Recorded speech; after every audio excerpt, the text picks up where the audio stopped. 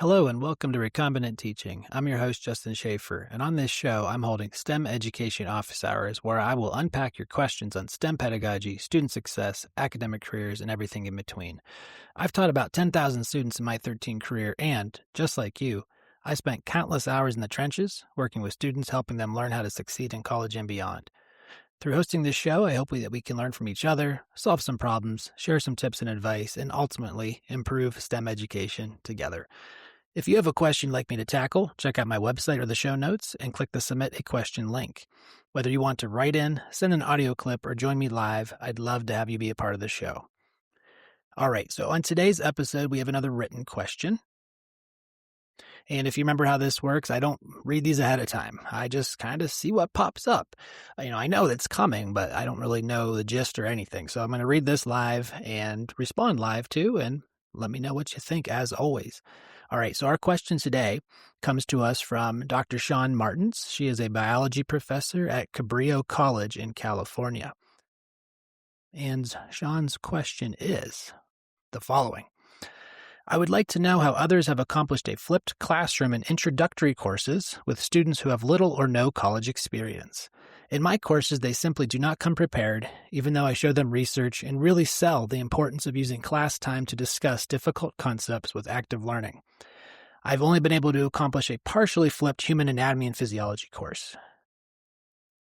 Great question, Shaun. Thank you so much for asking that. I think it's a really common question that people have. It's a really common difficulty that people have. And you're hitting on a few different things here, right? You're talking about students coming in with little or no college experience. So, brand new to college students, right? You're also talking about student preparation. And you're talking about some strategies that you've tried. You've tried research, showing them the research. You tried telling them the importance of using why we're doing this, right? Why we're doing active learning. And you've been able to accomplish this partially in one of your courses in A&P. And I teach A&P too, so we can connect on that. I'll use that as an example. All right. So again, not unique challenges by any stretch. And hopefully I'll be able to give you some ideas that could resonate with you here. Okay, so first of all is the word flipped.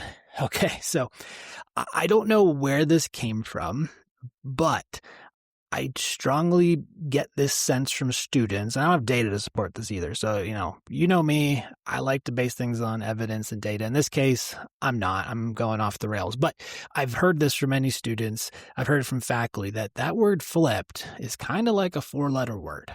All right, not a good four-letter word either, a bad one. So students hear flipped and they go, I don't want to do the work. Right? I don't know why that is. I don't know if they had a bad experience in high school with a flipped classroom, if they've heard about their friends, if they go and write my professor and they see flipped and they use a different F word to describe the experience. I don't really know.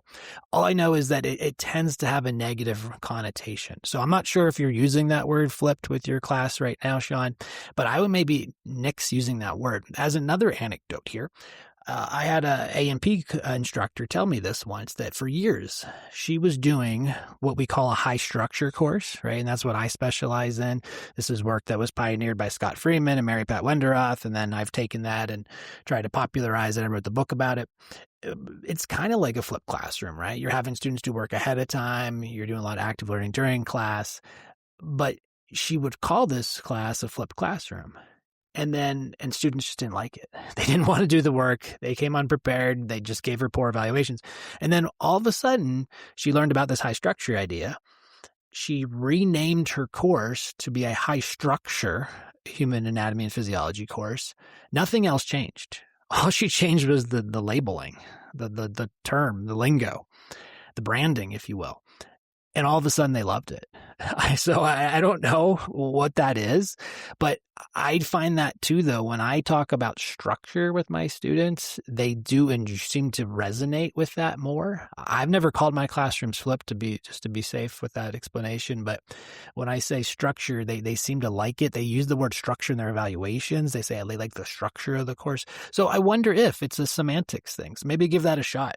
Maybe just rebrand your course because you're probably doing a lot of this high structure idea. You're having, again, pre-class work, active learning, but just call it something else. Okay. So branding aside, what else could you do? All right. So you're already doing a great thing. You're explaining why. And I think that is important. So I wonder, though, maybe what you're explaining to them or how you're doing it. So are you doing this on day one? Are you doing it in the second week? Are you doing it after the first exam? Or are you doing it, throughout? So I think it's a continual drip is important, right? So you can start on day one. I do that too. I show slides on day one with data from education research articles showing that students have higher performance, higher passing rates, lower DFW rates when you go to a more structured course design, when you use active learning. So I do that from the very first. And then I talk about it throughout the class. As the weeks go on, I'll say, hey, you know what? We do these reading guides. So check out my website. I make these reading guides, which you can all download for free. These are tools that I make to help students read the textbook. And I tell them, well, hey, these are evidence-based, right? Here's some data on why they work. So I show them my paper on that.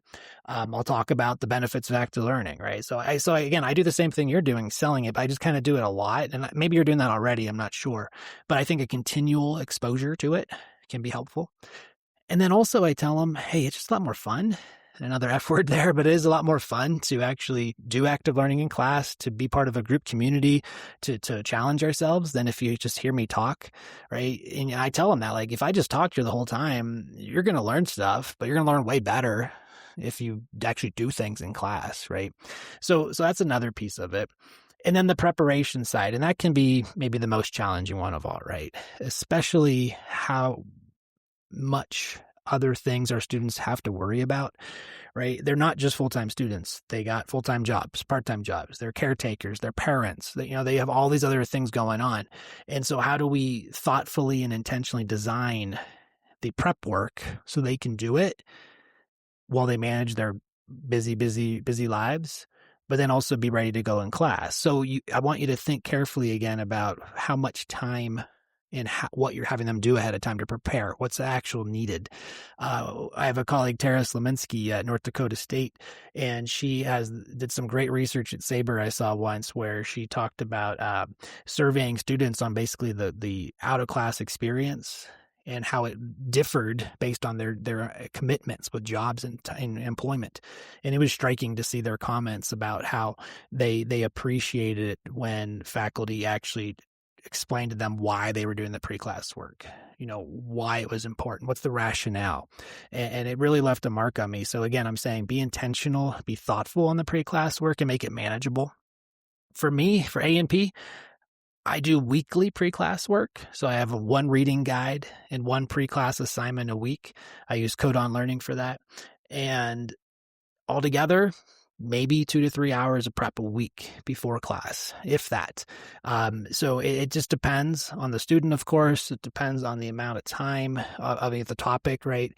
Nervous system gets a little more intense than skeletal system, perhaps, but it just make it manageable, make it intentional, and then use it too, right? So that's the last piece I'll say here is that make sure you're aligning what you do in class really well. And it sounds like you're doing that already, Shaun, because you're expecting them to come prepared, but make sure you build on what you do before class.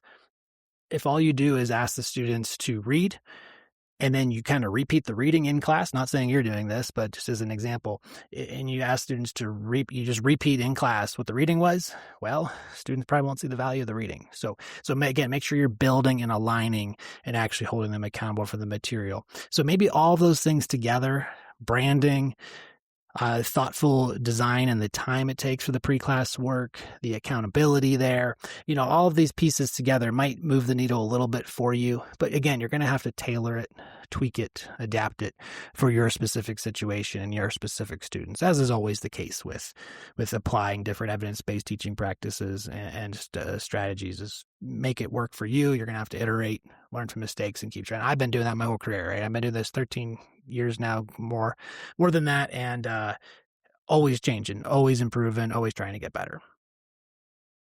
All right. Well, I hope, Shaun, that answered your question a little bit, maybe a lot. I don't know. Let me know how I did, though. I'd love to hear from you. Love to hear from anyone else if you have ideas, too, about this issue of getting students engaged in those flipped classroom or high-structured classroom environments and helping them succeed. So that's it for another episode of this podcast, Recombinant Teaching. And if you want to be a part of the show like Shaun just was, please check out the show notes for the link, or check out my website too.